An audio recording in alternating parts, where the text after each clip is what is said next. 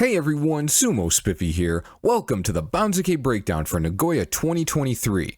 This one's coming out a day late because I've been in fucking Iowa for the last 5 days. I had fun, but it's still fucking Iowa, so I'm glad to be home. Now let's talk some Banzuke. Here we've got my final official Guess the Banzuke entry next to the actual Banzuke that came out.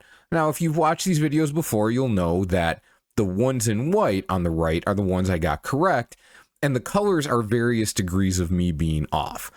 So we had everything down through Makuuchi 5, spot on. Now that's not really an accomplishment. Everything here was pretty straightforward. The only question mark was Meisei versus Sanoyama, and eventually I came around to Meisei being ahead because he had that joy type schedule, and because he was in the running, he ended up fighting a bunch of Sanyaku guys. Sanoyama got pushed up the chain, but you know what? We gave it to Meisei. It ended up being right. Awesome. And then we get to Hokuseiho and Oho. Now, they were the obvious picks for Makuuchi 6. Pretty much everybody had Oho ahead here. The question that a lot of us then have is, why was Hokuseiho pushed in front? Mathematically, he was a half rank behind Oho. And there's not an obvious reason why they made that switch. But I'll get back to this. Then we have Takayasu, Tamawashi, Sadanoumi.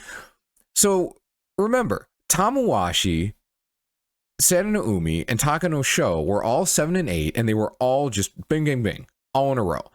Why did they keep Tamawashi and Sadanoumi in place, but bump Takanosho back to save Nishiki Fuji this much? Even if they wanted to underdemote Nishiki Fuji by a significant amount, why couldn't they just reverse these two? Why not give Takanosho the same treatment as Tamawashi and Sadanoumi and then push Nishiki Fuji back to 9 East? This doesn't make any sense. That's very weird to me. We've got Hokuto Fuji because Nishiki Fuji got moved up. A bunch of people get slid back. Hokuto Fuji is one of them. This was one of the mistakes I made that I even said it. Miyogiryu and Kotoeko could end up getting bumped back behind Kinbozan and Nishiki Fuji.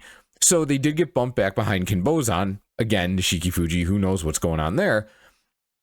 But, they did get kept together. Wakataka Kage got big question marked. And then let's look in the middle. Tsurugisho was a half rank behind Chiyoshima. Why did Tsurugisho get pushed up in front?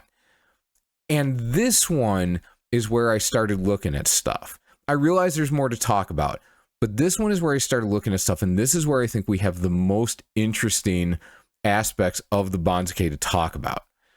So I'm going to switch over to just having the Banzuke on the screen. All right. This gets real good. So do you remember, Banzuke fans, a couple bashos ago, we had Sadanoumi and Hokuto Fuji, who were supposed to be, Hokuto Fuji was a half rank ahead of Sadanoumi by the math, but Sadanoumi ended up at 6 West and Hokuto Fuji at 7 East.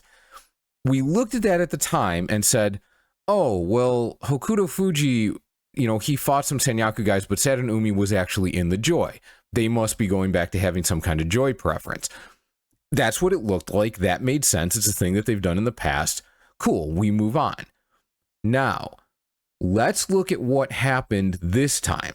We've got Hokuseiho. He fought 3 Sekiwake.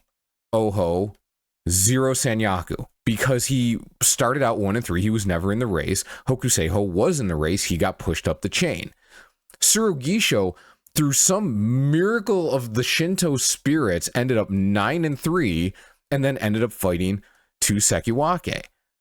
Chiyoshima was just doing meh the whole time, and he fought 0 Sanyaku. And these are the guys that got bumped ahead of someone who mathematically they were a half rank behind.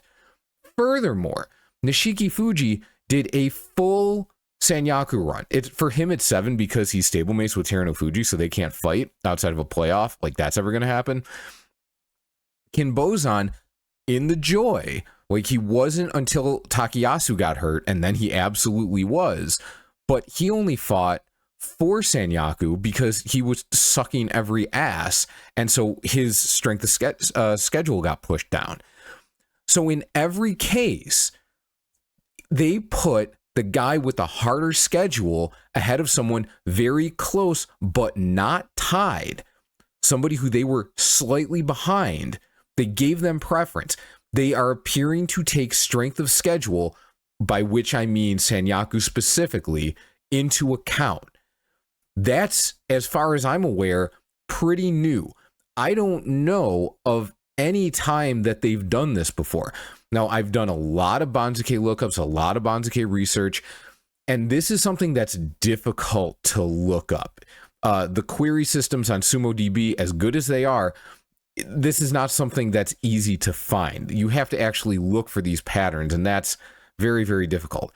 So the people who have been following this stuff for a long time might know of situations where this has been the case, but it certainly has not appeared to be the case since I've started doing this. To me, this is new, and it's something we should probably look out for. So at the moment, could they do it for a bigger gap? Sure. But right now, what we're seeing is if there is a half rank gap, then if the lower guy has Sanyaku fights, Sanyaku, then he might get advantage. Right now, in every case, it's been at least 2 Sanyaku fights, or 2 Sanyaku fights more than the other guy. Could it be 1? Sure, although that doesn't seem like it would be enough. That just doesn't feel like enough. It's, this is not a scientific sample, but we are looking at a situation where it's happened in all 3 situations I can find where these circumstances have been met in the past year, or not in the past year, in this calendar year. So keep an eye out for this. If you do the math, trying to figure out the next Banzuke or future Banzuke, until we see otherwise, if there's a guy who's a half rank behind somebody else, but he's had to fight guys in the Sanyaku and his opponent hasn't, or again, if he's got that 2 more Sanyaku opponents thing going on, think about maybe bumping him ahead if you're playing Guess the Banzuke. This is a real effect. They are showing this. This is on the verge of turning into a pattern. So there you go. Be aware of that. Now, all that being said, like I said, Nishiki Fuji should have been pushed to 9 East at the very least. Takano Sho got done a little bit dirty. He should have been at 8 West. There's no explanation for this. Myogiryu and Kotoeko stayed together. Nishiki Fuji and Kinbozan, I thought they were going to stay together, but for the reasons I just explained, I would have expected Nishiki Fuji, even if I had known, to just end up at 9 West, not 8 West. But, that partly explains the move. So we've covered Tsurugisho and Chiyoshima. Wakataka Kage getting bumped down here is a little bit surprising. This is a little farther than they tend to do 0-win Komusubi. Nishiki Fuji got basically +4. He should have gone down 9 by the math. He went down 5. Wakataka Kage got +3. So that's not that far off. It could be that they're just like, you know what? Throw him a decent way down because he's not coming back. He's going to end up in Makushita by the time we're done. We can just put him wherever. It doesn't matter. Who knows? Gonoyama was a mistake for me. This was probably the biggest mistake I made, even though it was only a 1-pointer in Guess the Banzuke terms. It did make a lot of sense for him to end up at 13 East, not 13 West. What made sense to me was Kotoshoho and Endo ending up at 13 West and 14 East. Well, one of those was right and the other one was wrong, obviously. Kotoshoho, 2 wins at 5 West, that's -11, and he went down 8. So he got another +3. For that reason, I think a lot of people, by the math, he was ahead of Endo, so a lot of people put Endo up here.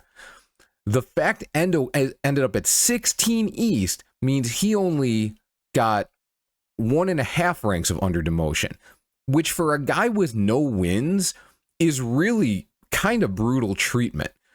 There's not a lot of times that this happens, somebody going specifically for Maegashira 2 and having 0 wins, but this is the hardest anyone's gotten hit. it's usually 13, 14, 15, something like that. I can't explain it. I can't explain why Endo ended up this far down. Now, Daishoho ending up at 14 East instead of 14 West, okay, that's fine, whatever.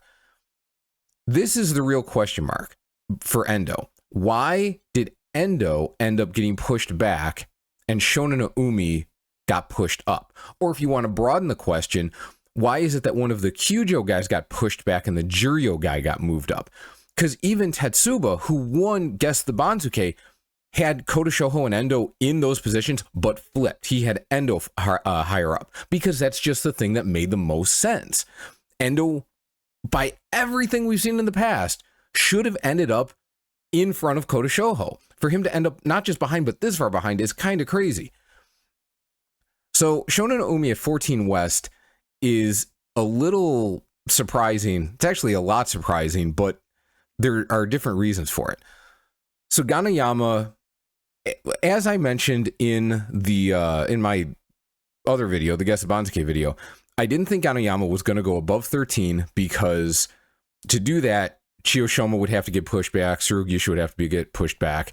I didn't think they were going to do that. That ended up being correct. But Gonoyama was miles ahead of Shonen no Umi. Meanwhile, Shonen no Umi versus Uchiho was only one rank ahead mathematically. And even though we don't necessarily use the math when judging Juryo versus Makuuchi, these guys were both in Juryo, so that you'd think that would mean something. But he ended up getting this big jump. That small gap between those two is why I thought he would end up at 16 East, even though he was 11-4 at Juryo 1. Well, you know, too bad. This is where you go. You know, I was wrong. A lot of us were wrong.